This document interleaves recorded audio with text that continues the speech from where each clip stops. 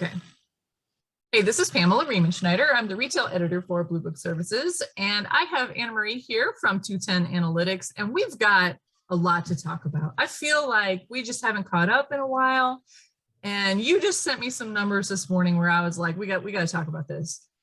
Inflation in fresh produce is up, and it's up a lot. What's going on with inflation?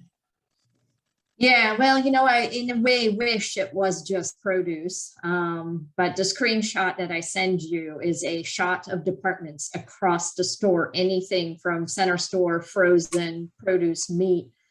And the way this particular software looks at it is anything that is inflation is red, and the higher the inflation, the darker the red. And so the screen I pulled up with the departments across the store is just solid red. And it has been solid red ever since. I believe it started in late May or June, that particular screen, week by week. And every single week, you just see nothing but red. And that's just not something that I ever recall looking at. I mean, typically what we're seeing is, let's just say there's some inflation in fruit, then we see people move to, let's say, frozen or canned or a different type of fruit that might have some lower inflation numbers. But right now, there's really no relief across the store. And we're really seeing it in protein, where you see the same substitution patterns happening. And so I think it's just really important for us to be cognizant of that. And at the same time, we see fewer promotions. So we see people really being hit from both sides. Right at a time where we're always focused on how can we get people engaged with fresh fruits and vegetables more. And I think we have to be cognizant of the fact that these price points have opened people's eyes, and they are very aware of the inflation that is happening across the store. Yeah, I really, for me as a middle-class American, I don't tend to look too much at, I just buy fruits and vegetables, and I think it's just because I'm a produce person and I buy what I want. I have not seen any serious food silly prices kind of strategy anymore. And coincidentally, that's what used to be Sprouts, their former retailer that they owned, Sunflower Farmers Market. That was their tagline.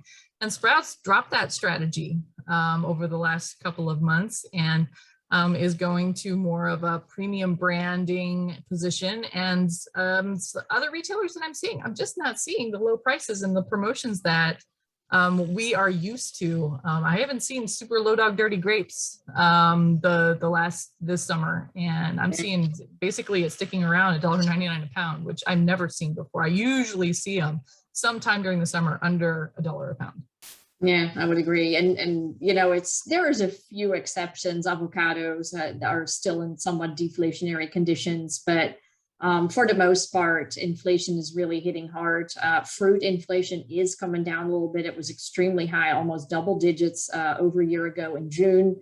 And it came down a little bit, but certainly the awareness among consumers is there. And I think a lot of retailers are even struggling with what are you going to put on the front page these days. To your point, typically in the summer, you see those 99-cent strawberries or, chicken or meat, whatever is on sale. And right now, they're even afraid to put some of the items on the front page because of the price perception that people will start to have. And it's something we're all struggling with. Yeah, and you mentioned where we're talking about if not price, how are we going to entice consumers to promotions? What are we going to do, and how are we going to increase fruit and vegetables?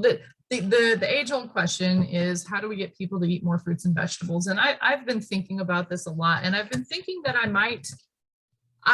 know it, I'm a food snob. I'm the 1%er in the kitchen.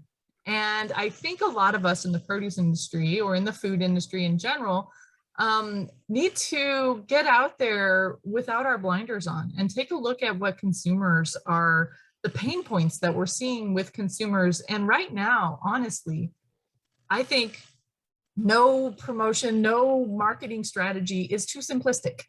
We need to talk about how easy things are, and not from a condescending, oh, it's so easy to peel an apple.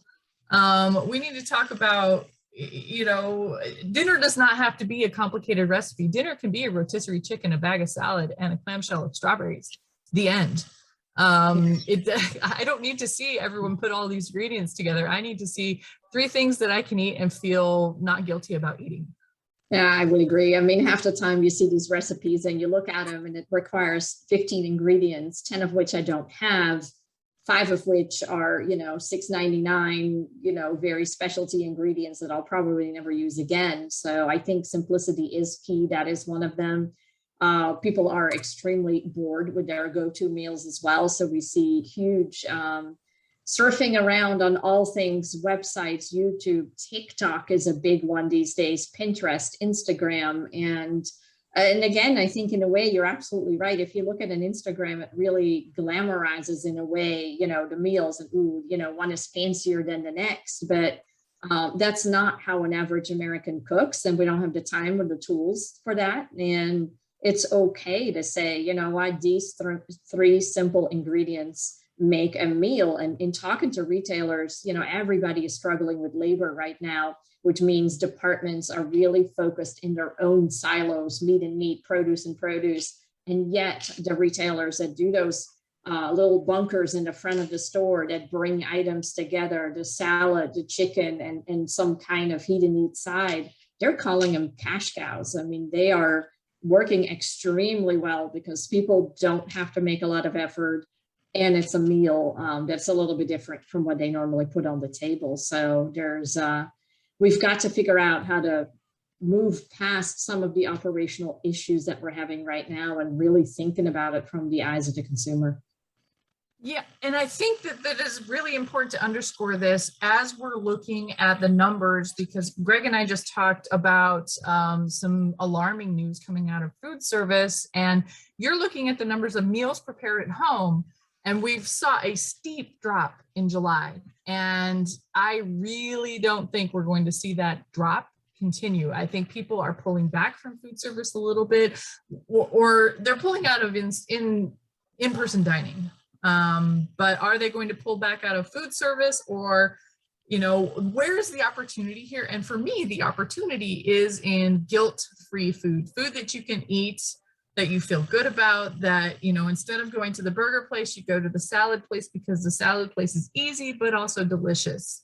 And I'm seeing huge amounts of money put into venture capital in things like ready to eat meals direct to consumers. So they're going to bypass the retailer and reduce this pain point for consumers. And I just think that there's a tremendous opportunity for Fresh in there and all departments of Fresh to talk about the 3 simple things you can do, or the 2 simple things you can do to put food on the table for dinner tonight that you feel good about, that is gonna, that's not fried chicken.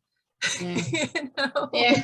No, I agree. And in a way, right, when the crock pot was huge, it was all about, the convenience of it. All you do is put everything in there and it will make the meal for you. Well, how can we take that very simple principle of a good meal doesn't need to take a lot of effort and move that forward? And you're absolutely right. In food service, I would agree that July was probably the highest on-premise engagement we're going to see for a while. Now restaurants have gotten extremely good at takeout and delivery. They've invested big time in technology. So the question is that on-premise dining going to transfer more into takeout or delivery orders again? It's hard to say because people are just done with cooking at this point in time. So I would agree. The 2 big overriding themes are convenience. And not just convenience in cooking, but in thinking up what you're going to have, in getting it into the house, in the preparation, in the cleanup. It's really convenience from A to Z. And then health as well. All the startups in the space that you were talking about, the meal kits and delivery directly from the farm, all those they're all really focused on bringing product into the home, because the well-known concept is, if you have a stocked fridge, more than likely you will cook. And that is something that we need to focus on a whole lot more. Well, yeah, and it also reminded me of the growth in frozen. And I had just sent you a photo from Randall's here in Leander, Texas, of the frozen case. They've got a TV above the frozen case and all of these different meals, and there's someone squawking at you as you walk by to talk about how delicious their stuff is, what innovative recipes these are. This is not like Hungry Jack frozen meals sitting in front of you that's 2,000 calories and, you know, not the best choice. Let's just put it that way. These are high-end culinary dishes coming out of the freezer case. So if fresh and prepared foods doesn't jump on this, if retailers don't jump on this, frozen's got it, and people are going to figure it out. I would agree. I mean, we see millennials who we want in the fresh produce department. They love frozen foods, and they're very much giving credit to the nutrition, to the health, to the innovation. Frozen's become real good about just plant forward and freshness. And, you know, we put it in the freezer the same day it is harvested, those types of things that we don't talk about in the store at all in fresh produce. But they're definitely up in their marketing and their innovation game. Well, and speaking of innovations, we've got Southern Innovations coming up in a couple of weeks, and you are just putting on the finishing touches to some new research that you put together. And it's funny you mentioned TikTok earlier, but that's one of a little part talking about all the different influences for consumers and the innovations that we're seeing in marketing in fresh produce. What's a little sneak peek that we can expect coming out of Southern Innovations? Yeah, so we initially wanted to document all the innovation and technology that is happening from the farm to the menu. Then we realized that that would probably require people to sit there for a month.